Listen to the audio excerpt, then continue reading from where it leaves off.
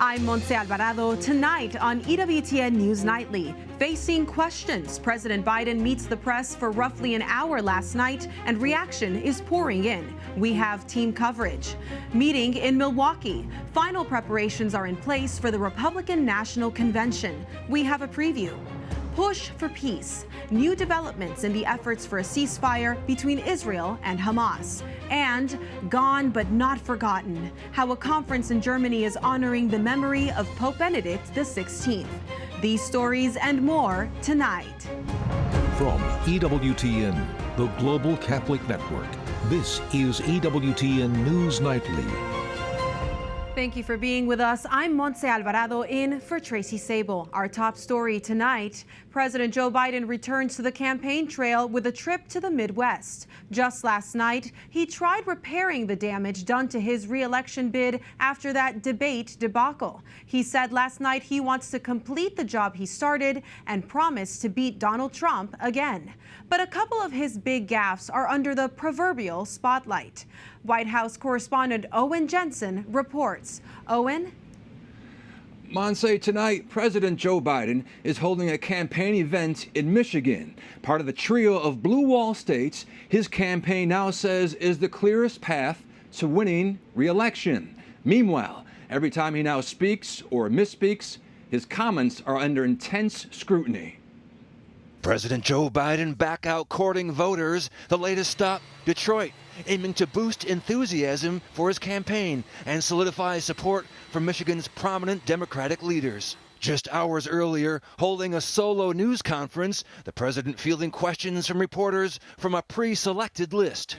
With that, I'll take your questions. I've been given a list of people to call on here. It didn't start well, flubbing the name of his own vice president. Look, I wouldn't have picked Vice President Trump to be vice president, but I think she was not qualified to be president. So let's start there. Later, at the end of the news conference, a reporter asked him about that mix-up. Earlier, you misspoke in your opening answer. You referred to Vice President Harris as Vice President Trump. Right now, Donald Trump is using that to mock your age and your memory. How do you combat that criticism from tonight? Listen to him. This concludes tonight's press conference. And at a NATO event Thursday with world leaders, the president making this miscue. And now I want to hand it over to the president of Ukraine, who has as much courage as he has determination. Ladies and gentlemen, President Putin. President Putin. He's going to beat President Putin. President Zelensky. I'm so focused on beating Putin, we got to worry about it. Anyway, Mr. President. I'm better. You are a hell of a lot better. Meanwhile, people in the president's own party continue to worry about him. I don't know what his aides are telling him, but he's in a very tough spot right now to win this election. And if they're not telling him that, they're doing a disservice to him. Early next week, the president travels to Texas to mark the 60th anniversary of the Civil Rights Act and to Nevada to speak at the NAACP convention. But the spotlight could shift to former President Donald Trump when the Republican National Convention gets underway from Milwaukee, Wisconsin. At the White House, Owen Jensen, EWTN News Nightly. As the president campaigned in Michigan today, more Democratic lawmakers are calling for him to get out of the race. Their actions are putting pressure on House Democratic leaders to give the president that message. Capitol Hill correspondent Eric Rosales joins us with the latest. Eric, what's going on the Hill? Well, I tell you what, Monse, the drum is definitely beating louder. The president had barely finished his news conference last night when 3 more House Democrats called on him to end his campaign, joining nearly 24 who had already done so. Some like Congressman Jim Himes, the lead Democrat on the House Intelligence Committee, tells me that the president needs to drop out in order for Democrats to keep control of the House. The hard reality is, and I'm far from the only Democrat who believes this, that the numbers, the trajectory, what Americans feel in their bones right now suggest not only that Joe Biden would lose this race, but that he or we would lose the Senate and the House. Others agree it's time for a change. We can't have a situation where every day we're holding our breath, whether it's a press conference, a debate, or a rally. And I think we're at a historic moment where the president can pass the torch to the next generation, not only unite the Democratic Party, but unite the country. Democrats who want to support President Biden say that they were encouraged by his leadership at the NATO meeting and his performance at last night's news conference.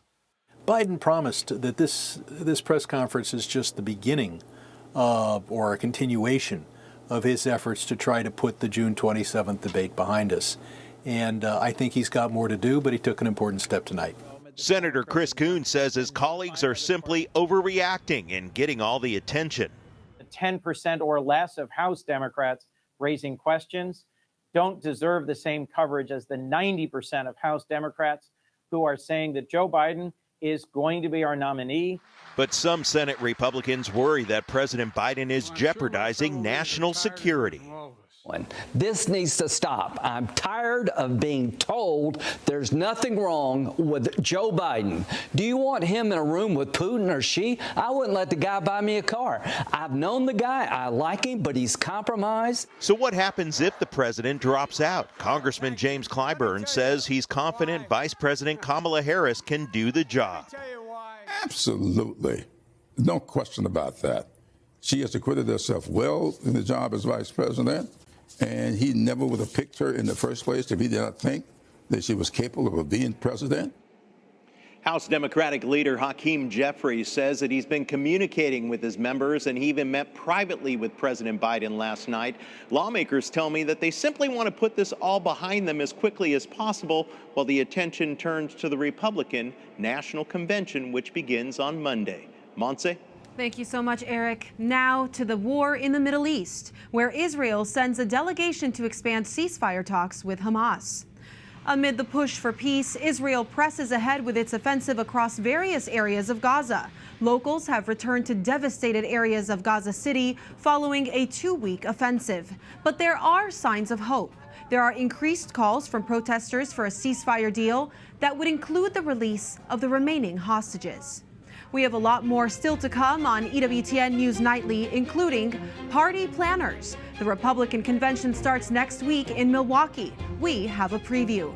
And part 2 of my interview with the head of the Knights of Columbus about the decision to cover up mosaics done by Father Marco Rupnik.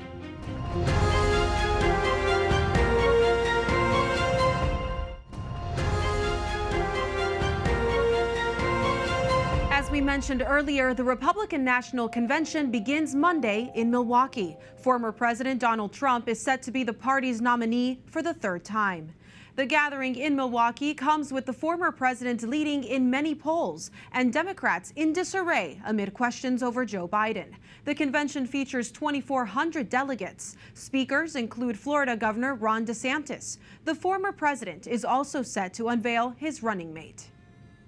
With the preview of the GOP convention, we turn to Lisa Camuso-Miller, host of the Friday Reporter podcast and the former communications director for the Republican National Committee. Lisa, great to be with you. First off, what should we expect from the Republican convention? What are some of the highlights and some of the questions? Well, I think that the biggest challenge for the Republican National Convention going into next week is the way that the nominee will have to identify and connect with the various audiences that still have questions about whether or not they can support him.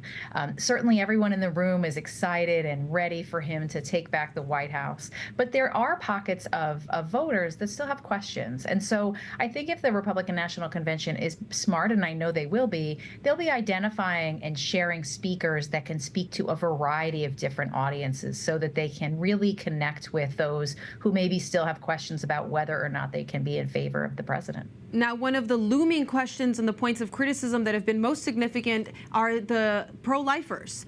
Their pushback over the Republican platform and the changes there after a lot of the language on fighting abortion was removed. What role will abortion play in the convention? And is there a chance the pro-life language would be put back in the official platform at some point? So here's the thing about that. I think that what voters and those who have a position about life can be confident in is that the party has demonstrated exactly how they are and where they stand on the issue. And I think that what we saw with the change in the language of the platform was really a way for the party to try to thread the needle with not only those who are very strongly and pro-life, but those who perhaps see this as an issue that is one that they could be otherwise with the party, but that there's some room for discussion. And also, by the way, don't forget that the true pillars of the Republican Party are the power of the states, and the power of the states having the ability to make those choices and make those decisions. Well, former President Trump has been relatively quiet on who will be his running mate. That will also be significant for the life movement. What are you hearing, and should we expect an announcement at the convention? Oh, I definitely think you'll be hearing something very soon. In fact, I would be surprised if we didn't know something by very early next week. I think that the president and the folks that are around him have been very smart about trying to identify candidates that not only bring a different voice and a different perspective, but also that have a true connection to the values that the party really still considers to be very, very important. So while I wish I knew, and I'm not sure that anybody other than former President Trump knows who the choice will be, I do think, though, that he will pick someone that will be not only bright and smart about the issues, but also someone that's from perhaps a different part of the country. As much as I love to see Marco Rubio as someone that's being talked about, Senator Rubio is someone who also shares the same state as the former president. So those folks that are the odds makers in that game, I think, are saying that it's more likely that we'll see someone like a J.D. Vance or someone that's in another state that perhaps can bring a different point of view and different perspective to the conversation. Lisa Camuso Miller, host of the Friday Reporter podcast, thank you so much for joining us. It's my pleasure. In an exclusive interview with EWTN, the head of the Knights of Columbus made a major announcement. Supreme Knight Patrick Kelly revealed the mosaics created by accused abuser Father Marco Rupnik will be covered up at the John Paul II Shrine in Washington, D.C., and the Knights' headquarters in Connecticut. The Jesuits expelled Father Rupnik in June of 2023 after allegations of highly credible serial, spiritual, psychological, and sexual abuse. It's the strongest public stand yet by a major Catholic organization regarding the former Jesuits' embattled art. In the second part of my interview with Supreme Knight Patrick Kelly, I asked him if he thought other organizations should follow suit in this decision. That's a great question. I mean, our decision was a decision we made for the Knights of Columbus and the John Paul II Shrine in the unique context of the United States, right? And the United States has been rocked with sexual abuse.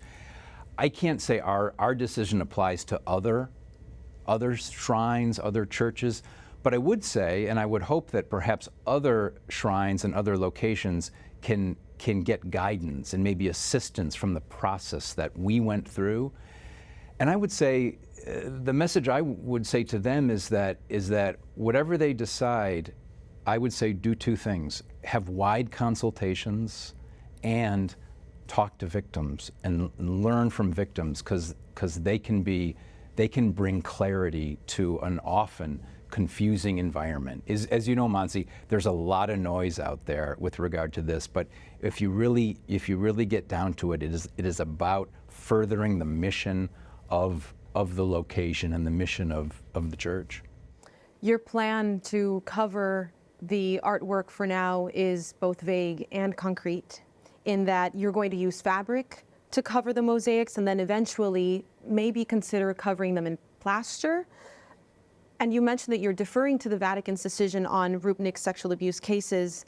Was the cost of this and the idea of investing financial resources that you use for charity in covering up the art a significant factor in your considerations or deliberations about how to move forward? There obviously is a cost involved here, but when we looked at this, we really decided, we needed to do the right thing above all else, and the cost was secondary. So while it was a factor, we had other factors that weighed more heavily than the cost. What might you replace it with? Have you considered that at all? Yeah, we don't know if we get to that point where we cover it permanently. We would engage in a very thoughtful process of discernment on what we would cover it with. But obviously, it would have to be art that would lift the heart to God, but also be in keeping with the legacy of John Paul II, and because that's really the mission of the John Paul II Shrine. How does having the artwork there contradict the mission of the shrine?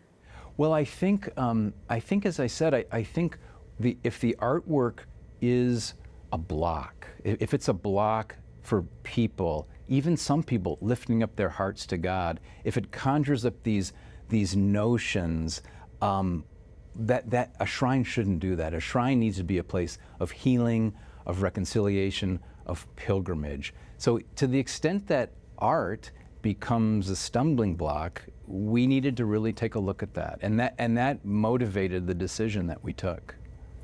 There are some American Catholics who will learn about the scandal of Father Marco Rupnik from this decision today.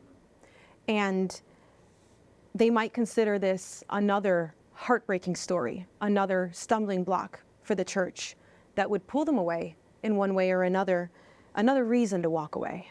What words do you have for those Catholics and for those considering the faith who will learn about this too? I would say that those feelings are very understandable. Every Catholic has really been touched by this scandal that we've experienced in the church. So it's very understandable. I have been touched by this, right? It's a very difficult thing for all of us, for all Catholics.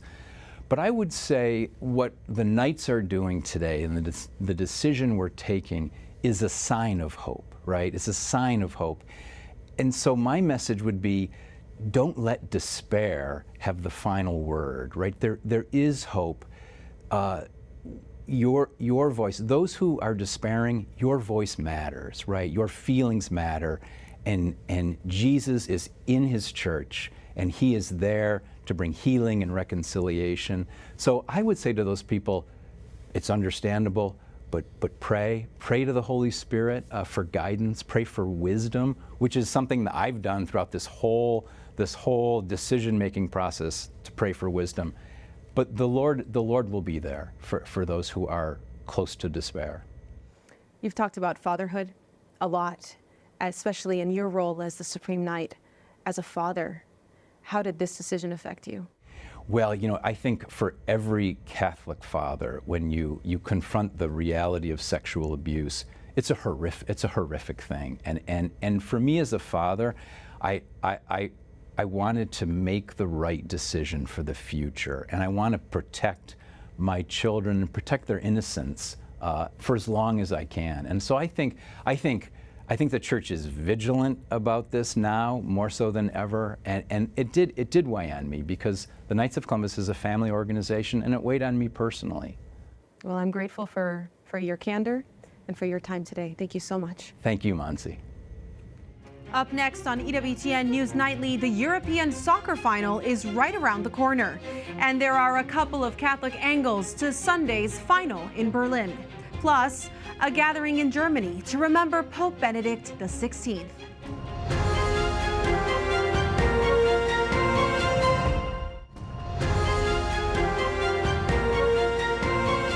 Pope Francis recently met with a high-ranking member of the Russian Orthodox Church.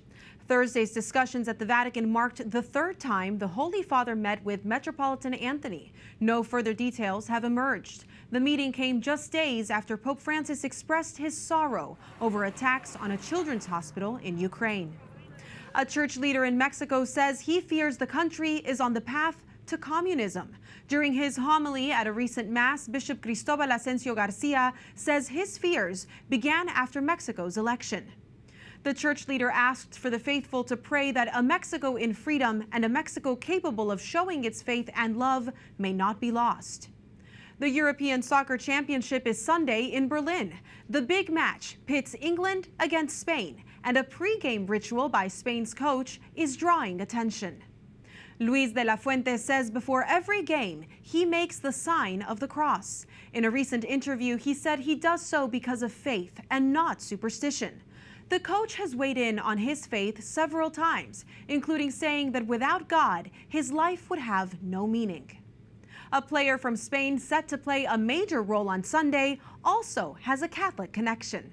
Spain's Nico Williams is earning rave reviews for his performance. His parents are from Ghana. In search of a better life, his father and pregnant mother began a long journey to Europe. They soon found they were part of a human trafficking ring. And when they reached Spain, they were arrested. A Catholic priest and Caritas volunteer named Inaki Morales heard about the story and stepped in. He got the parents out of jail and helped the family settle in Spain.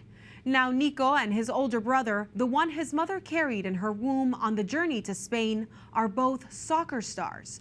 The older brother is named Inaki.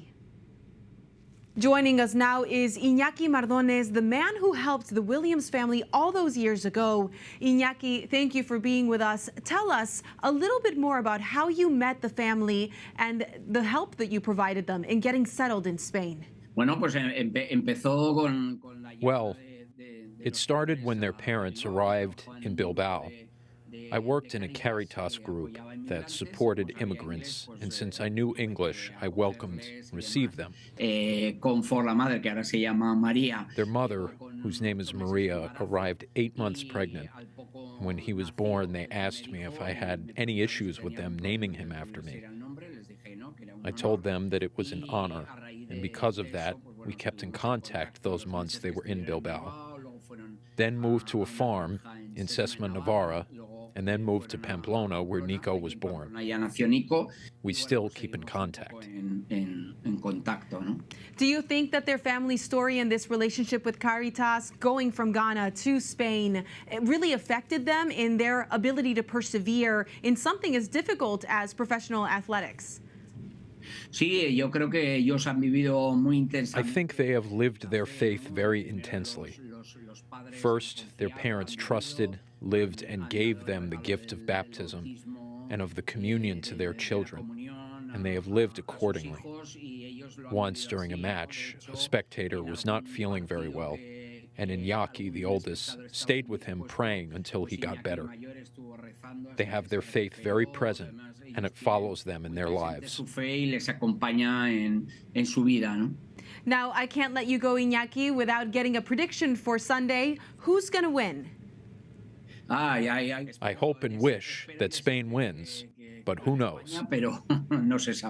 Well, we'll be praying for that, Inaki Morales. Thank you so much. Finally tonight, a conference in Germany is honoring the life and legacy of Pope Benedict XVI. EWTN journalist Rudolf Gehrig has more. A year and a half has passed since the death of Pope Benedict XVI. This week, theologians are meeting in the Bavarian town of Altötting, where Germany's most important Marian shrine is located, not far from Joseph Ratzinger's birthplace, to discuss his enduring legacy. Him very well because he was a very, very kind person.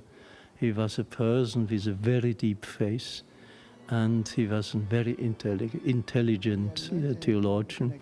And these three characteristics in one person is characteristic for Pope Benedict. He always prayed, celebrated Mass every day, prayed the breviary, and so we wanted to reflect that also during the Congress, that there are times of prayer and times of discussion and times of conferences. Both the organizers and the participants of the Benedict Forum are convinced that Benedict XVI still has a lot to teach us today.